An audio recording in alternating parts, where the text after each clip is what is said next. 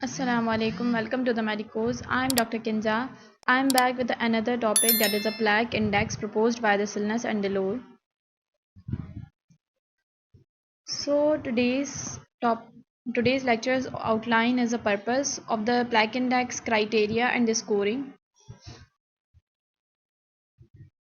First of all, we have to know about the purpose why we are studying the plaque index. We are studying plaque index to assess the thickness of the plaque at the gingival area. Basically हम क्या देख रहे होते हैं कि gingival area में plaque की कितनी थिकनेस है, ठीक है, और वो थिकनेस हमारे पास मार्जिनल जिंजाइवल तक जो है वो रिस्ट्रिक्टेड है, या फिर हमारे पास पॉकेट के अंदर एक्सीड कर गई है, या फिर हमें वो डिस्क्लोजिंग एजेंट से दिख भी रहा है कि नहीं, या फिर हमें नेकेड आई से दिखता है। अब हमारे पास है क्राइटेरिया है 0, 1, 2, 3। इसमें हमारे पास देखते हैं 0 के अंदर क्या है, नो प्लैक। लेकिन फर्स्ट स्कोर में हमारे पास क्या होता है, plaque adhering to the free gingival margin plus the adjacent area. ये इंपॉर्टेंट टॉपिक है, ये में इवनिंग के अंदर क्वेश्चन आया हुआ है।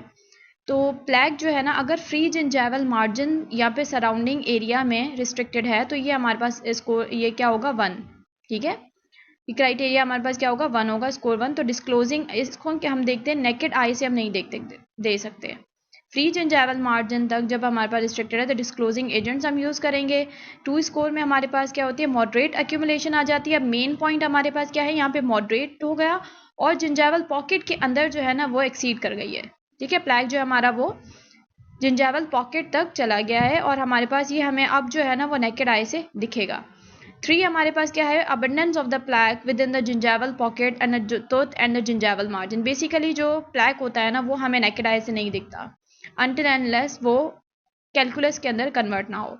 तो फर्स्ट में हमारे पास जो है वो डिस्क्लोजिंग एजेंट से दिख रहा था, नेकेड आई से नहीं दिख रहा, इट मीन्स ये प्लैक है। लेकिन मॉडरेट और अबंडेंस के अंदर हमारे पास क्या है, ये चीज़ है ना, इसमें कैल्सिफिकेशन स्टार्ट हो जाती है, होने लग जाती है कैल्सिफिकेशन, जिस वजह से जो है ये हमारे पास हमें नेकेड आई से दिख रहा होता है।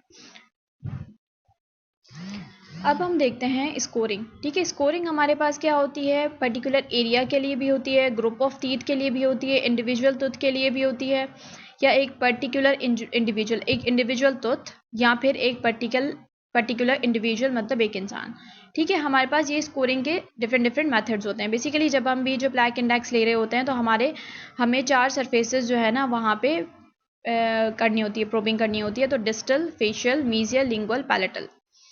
अब हमारे पास क्या है कि अगर हम देखें, अगर हम स्कोरिंग ले रहे हैं, प्लैक इंडेक्स जो है ना उसका हम स्कोर बना रहे हैं पर्टिकुलर एरिया के लिए, ठीक है। अब हम देख रहे हैं कि स्कोरिंग डिस्टल साइड पे 0 to 3 हमें जो है ना क्राइटेरिया मिल गया ना, डिस्टल साइड पे हमें 0 to 3 स्कोर करना है तो वहाँ पे हमें क्या मिलेगा, फेशियल हम देखेंगे 0 to 3 हमें क्या स्कोर करना है, कितना मिलेगा, मीजियली अलग, लिंगुअली अलग, ये सारी चीज़ें हम 0 to 3 स्कोर करेंगे। सपोज करें डिस्टल हमारे पास 1 आ गया, फेशियल हमारे पास 3 आ गया, तो ऐसे इंडिविजुअली ज़रूरी नहीं है कि हमारे पास एक दांत के अंदर सारे सरफेसेस का जो क्राइटेरिया है, जो स्कोर है वो हमारे पास सेम आए। तो ऐसे हम क्या करते हैं, इंडिविजुअल सरफेस को जो है ना वो हम दे सकते हैं। 0, 1, 2, 3 जो ये हम क्राइटेरिया पीछे देख कर, ये सरफेसेस के हिसाब से है, ठीक है। ये सरफेसेस को आप 1, 2, 3 दे सकते हो। लेकिन अगर आपसे अगर कोई पूछे कि एक इंडिविजुअल टूथ का स्कोर क्या होगा, तो आप क्या करेंगे, हर एक सरफेस कौन सा हो गया, फेशियल, डिस्टल, ठीक है, फेशियल, डिस्टल, लिंगुअल, मीजियल, ये याद कर लें 4 सरफेसेस, ठीक है। इन सबके स्कोर्स को हम क्या करेंगे, ऐड करेंगे और डिवाइड कर देंगे बाय द 4, क्योंकि एवरेज हम ऐसे ही ले रहे होते हैं ना। मैथमेटिक्स में हम जो एवरेज लेते हैं तो जितनी हमारे पास फिगर्स होती हैं उसके नंबर ऑफ फिगर से हम डिवाइड कर देते हैं। तो हमारे पास 4 सरफेसेस हैं तो डिवाइडेड बाय द 4 करेंगे तो हमें तुद का क्या मिल जाएगा, स्कोर मिल जाएगा। अब हम आते हैं ग्रुप ऑफ टीथ के लिए। सपोज करें आपने क्या किया, आपने सोचा कि हम प्रीमोलर्स जो है ना, लोअर आर्च के प्रीमोलर्स 4 हो गए, हम इसकी असेसमेंट करेंगे, ठीक है। इसमें तो ये ग्रुप बन गया ना प्रीमोलर्स का। ये मैं सिर्फ एग्जांपल दे रही हूँ, आप कोई भी दांत ले सकते हैं। तो इसमें हम क्या करेंगे, इंडिविजुअल टीथ का जो है ना वो हम स्कोर निकालेंगे। अब इंडिविजुअल टीथ का तो आपको आगे स्कोर निकालना आ गया। अब क्या करेंगे, हम इंडिविजुअल टीथ का जो है वो स्कोर वही ऐड करके नंबर ऑफ टीथ के साथ डिवाइड कर देंगे।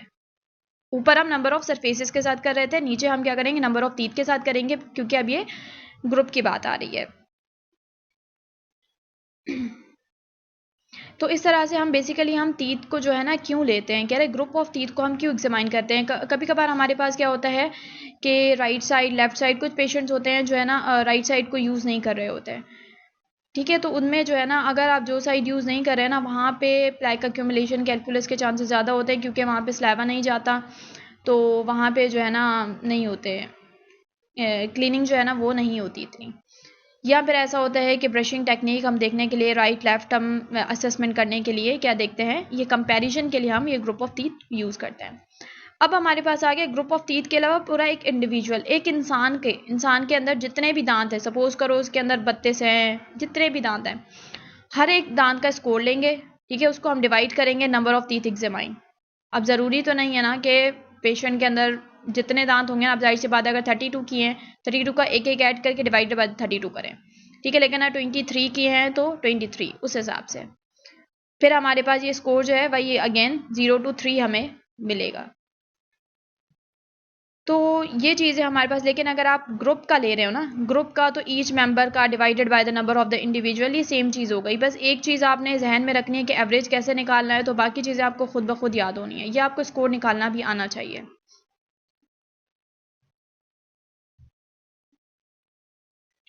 अब हमारे पास आती है रेटिंग्स, ठीक है। हमने जो ये स्कोर्स लिए उस रेटिंग के हिसाब से अगर आपका स्कोर है ना, आपने तुद का स्कोर ले लिया या इंडिविजुअल का स्कोर ले लिया, तो इंडिविजुअल का तो स्कोर 0 आना इतना वो नहीं है, मतलब पॉसिबल नहीं है, आइडियल ऐसा हो सकता है।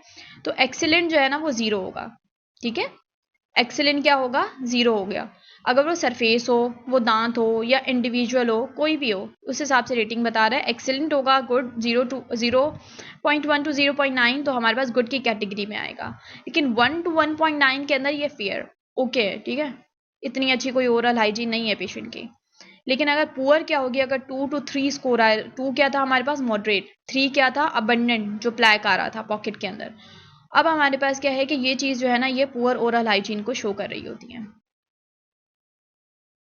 So this is for today. अगर आपको लेक्चर पसंद आया हो तो काइंडली सब्सक्राइब करें, लाइक करें, शेयर करें। Thank you.